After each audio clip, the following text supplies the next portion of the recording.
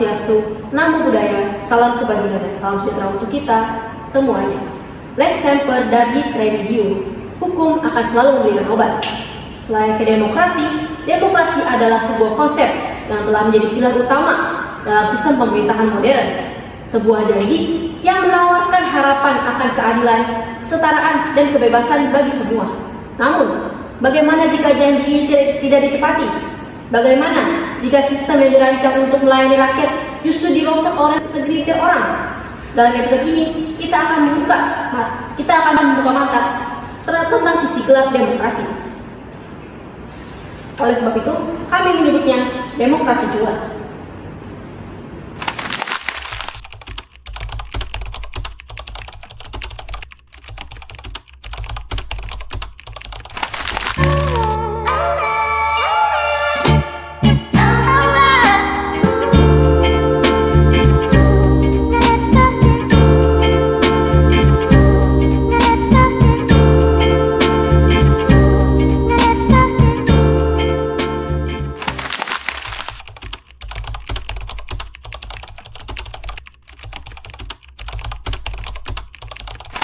Pada prinsipnya, demokrasi adalah sistem yang memberikan kekuatan pada rakyat dalam demokrasi. Dalam demokrasi ideal, setiap individu memiliki hak yang sama dan setara tanpa memandang latar belakang sosial maupun kekayaannya. Transparansi menjadi pilar utama agar setiap keputusan dapat dipertanggungjawabkan. Sementara akuntabilitas memastikan bahwa pemimpin bekerja untuk rakyat, bukan untuk dirinya sendiri. Ini adalah cita-cita yang ingin tercapai untuk mencapai sebuah tatanan masyarakat yang adil, jujur, dan penuh kepercayaan. Tetapi, apa yang terjadi jika prinsip-prinsip ini dilanggar? Bagaimana jika sistem ini disalahgunakan oleh mereka yang seharusnya menjaga? Pokoknya gue percaya sama kalian. Kita jangan sampai main belakang. Kalau sampai ada yang ketahuan money politik atas nama Jeffrey, gue langsung lapor ke Bawaslu. Gue gak mau tahu, pokoknya gue harus dikasih tahu himpunan, apapun caranya. Tapi ingat, gue serahin ke kalian, asal kerjanya cerdas. Di balik layar, ada sisi gelap yang jarang kita bicarakan. Demokrasi yang awal dirancang untuk keadilan bersama berubah menjadi alat manipulasi suara yang seringkali tidak lagi mencerminkan kehendak mereka, melainkan hasil praktik curang seperti politik uang dan penyebaran ancaman. Di sini, demokrasi kehilangan esensinya. Ia tidak lagi menjadi simbol kebebasan, melainkan alat bagi mereka yang berkuasa untuk mempertahankan pengaruh mereka.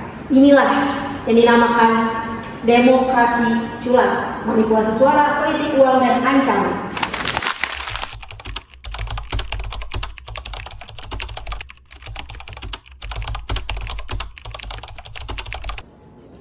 Woi, kenapa aja?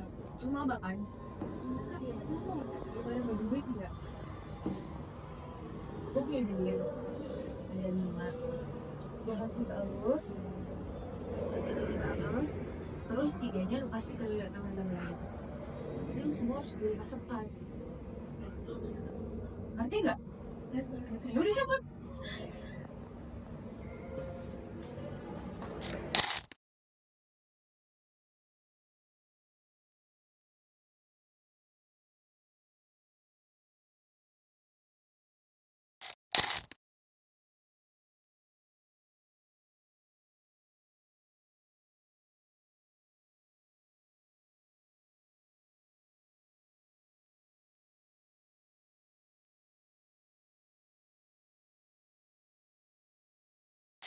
Ketika demokrasi dimanipulasi oleh aktor utama, yaitu kandidat dengan kantong tebal, mempunyai biaya dan tim sukses yang agresif, menyebayar influencer untuk membentuk opini publik, dan bahkan membeli suara pemilih yang seharusnya suara itu tidak ada harganya.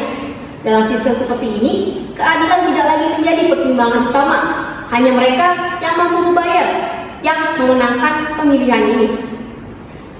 Apakah ini demokrasi yang kita inginkan? Gimana caranya biar paslon gue menang? Lo bisa bantu nggak? Untuk duit, berapapun yang gue minta, bakal gue kasih. Untuk menang, lu harus butuh dukungan angkatan gua. Karena ketua himpunan sebelumnya angkatan gua. Gini, gua bisa ikut angkatan gua buat milih paslon lu. Bahkan manipulasi perolehan suara. Lu lupa kalau gua anggota komisi pemilihan. Oke deh, ide bagus. Ini duitnya, sisanya pada saat paslon gue menang. Aman, lo tenang aja.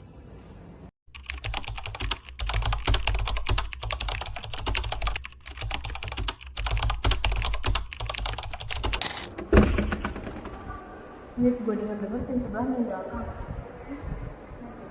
Maksudnya curang? Iya, gue nerima laporan kalau mereka bagi-bagi uang ke maba. Terus parahnya lagi, mereka meminta tim. Gue juga nggak tahu sih mereka mau main apa, tapi bisa jadi ada deal-dealan kan di sana. Kok mereka kayak gitu ya? Maksud gue emang sih paslon mereka tuh kalau ngomong kayak omongan kosong aja. Kalau kayak gini kita harus ngambil tindakan nggak sih? Kayak kita kayaknya harus ngelapor deh ke Bawasper. Nah, setahu gue mereka punya kayak gitu kan. Jadi sekarang kita perlu kumpulin bukti kuatnya, habis itu kita laporin deh ke mereka. Harus sih, oke kita lapor. Kayaknya image gue makin bagus nih.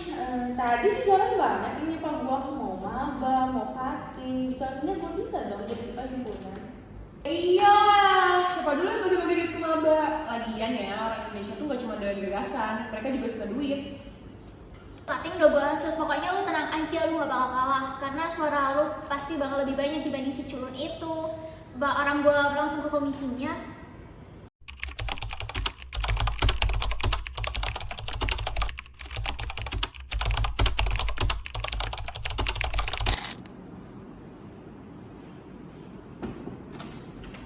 Siap kak.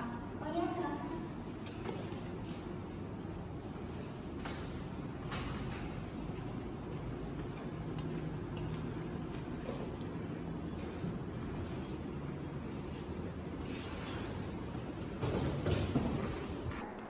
Ada apa nih? Coba kasih tahu ke kita, siapa tahu kita bisa bantu. Saya mau melapor tentang masalah pemilihan ketua himpunan kak. Kemarin aku dapat laporan dari maba kalau mereka dapat amplop dari tim sesnya Sekar kak. Terus salah satu dari mereka juga ada yang nemuin anggota komisi. Aku juga nggak tahu pasti sih mereka ngapain, tapi bisa aja karena ada sesuatu di sana. Terus aku juga ngeliat tim sesnya mereka sobek-sobek pamflet tim kampanyenya Jeffrey. Kalian kan tahu ini belum jelas kebenarannya. Kalian juga belum punya bukti kuat buat ngebuktiin ini. Oleh karena itu kak, kami berdua di sini melapor untuk minta bantuan tim intel dari Bawasper. Iya kak. Oke deh, nanti dikabarin lagi ya. Tapi ingat konsekuensinya, kalau misalnya laporan kalian yang salah, paslon kalian yang bakalan didiskualifikasi. Paham kak, kita siap didis kalau ternyata laporan itu nggak benar.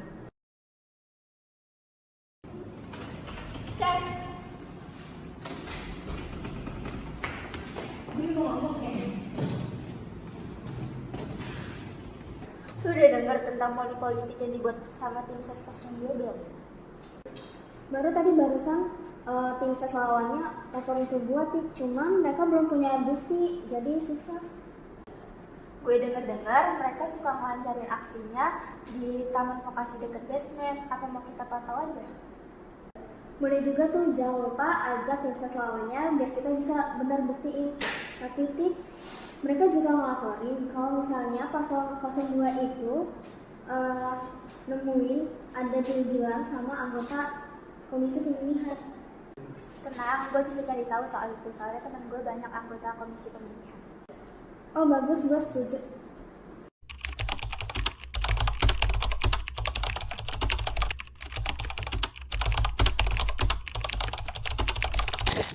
Aduh, mati gue. Kalian tahu nggak sih, rencana kita itu udah banyak yang tahu. Nyebelin banget yang nyebarin. Ah, percuma dong duit gue buat bayar cutting song itu.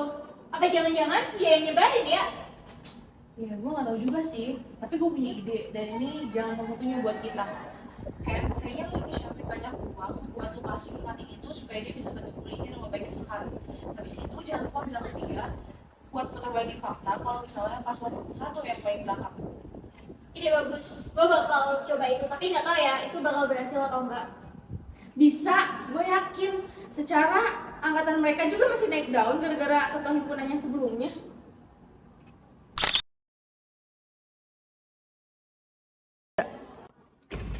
Kurang ajar banget mereka untuk balikin fakta. Tapi rekaman aman nggak? Bisa jadi bukti tuh buat dibawa ke Bawasper. Tapi rekaman suara tuh belum kuat banget, kita harus punya bukti videonya. Penting kita punya satu bukti. Urusan itu nanti ada intel Bawasper yang namanya.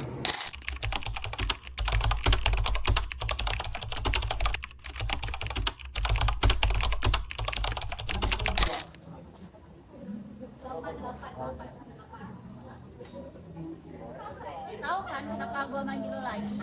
Pokoknya lo harus bersihin nama paslon gue dan putar balikin fakta kalau paslon 1 mereka yang melakukan hal yang gak baik itu. Lo butuh duit berapa emang?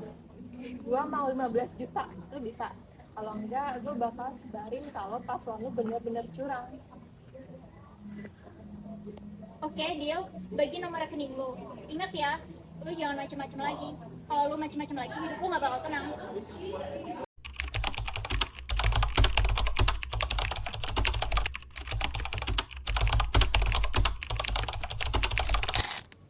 Tuh kan bener mereka main belakang. Rekaman video udah aman, bakal gue laporin ke yang lainnya. Kalian tenang aja, tunggu tanggal main. Gue juga mau ini bakalan hati semua. Kalau perlu kita ada bukti tambahan. Ntar gue yang bilang. Oke kak.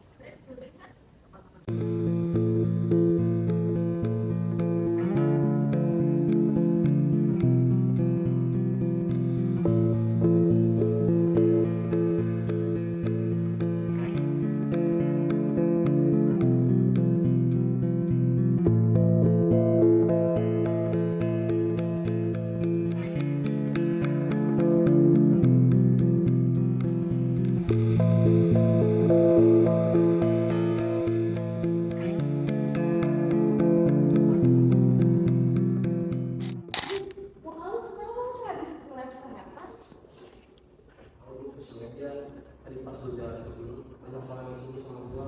Wah, jangan-jangan si Sekar nyebarin gue suka bener lagi, biar orang lain ngira gue curang. Ah, itu kalau ada orang mereka aja supaya dia mentalnya kuat debat besok. Tapi gue heran, kenapa pas gini?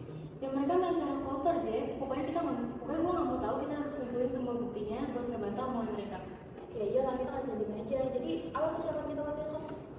Jujur aja, gue takut kalau bisa gue salah ngomong. Udah, santai aja. Gue sama Mida bakal ngebantuin lu buat latihan debat biar nanti besok. Masih ya, mungkin kalau kalian udah bisa banget. Santai aja, Jeff. Bisa kita lihat di sini. Diagram pemilihan ketua himpunan mahasiswa. Yang pertama, diagram pertama, sebelum dimulainya permainan curang. Kandidat 1 dengan perolehan suara 30%, disusul kandidat 2 dengan 25%, di mana pemilih hanya memiliki 5% suara.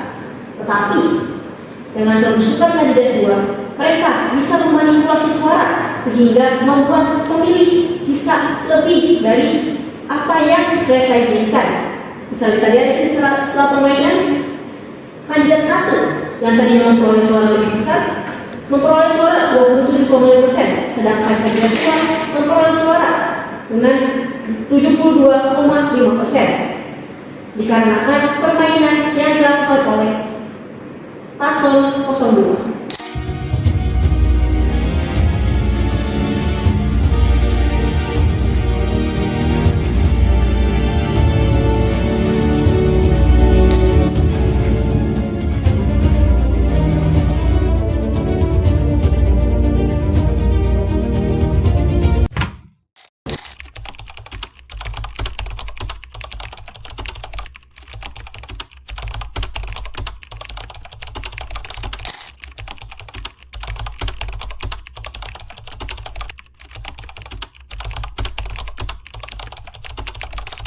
Permisi moderator, kami dari Bawasper ada yang ingin disampaikan. Silakan naik Bimo.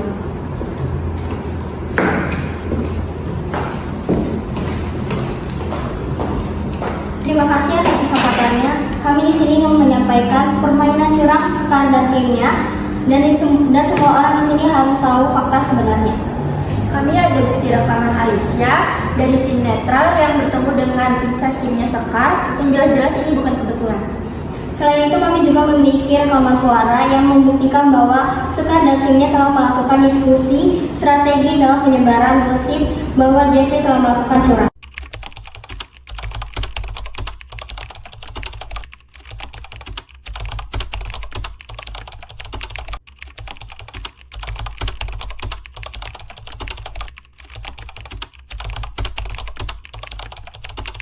Ini gimana sih kok semuanya bisa ketahuan?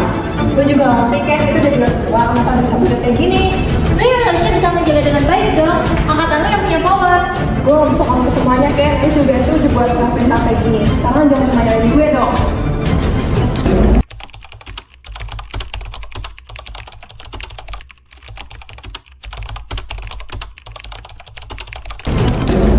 Nanti kita semua sudah berantakan. Kita semua kalah guys. Semua bukti ada di tangan mereka. Terus gue yang salah gitu? Gue yang salah kan, lo yang ngambil keputusan pertama. Ya tapi kan lo ngikutin semua hal ini. Awal rencana main curang siapa? Si Sekar kan? Gue yang salah, kalian berdua yang gak becus jaga semuanya. Pokoknya bukan salah gue, dia salah kalian berdua. Kalau kalian berdua nggak ngambil keputusan gak becus kayak gini, ini semua gak bakal kejadian. Udah, kita semua salah. Kita udah kalah, gak ada lagi yang bisa kita lakuin.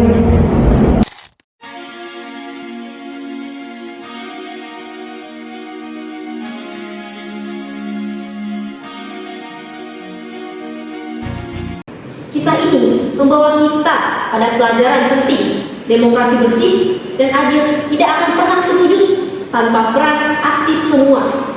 Kejujuran harus menjadi fondasi bagi setiap proses demokrasi.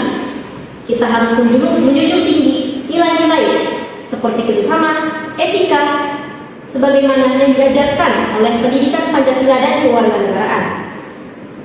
Jangan pernah biarkan manipulasi suara ini merusak kepercayaan publik terhadap demokrasi yang ada di Indonesia, termasuk demokrasi yang ada di lingkungan kampus.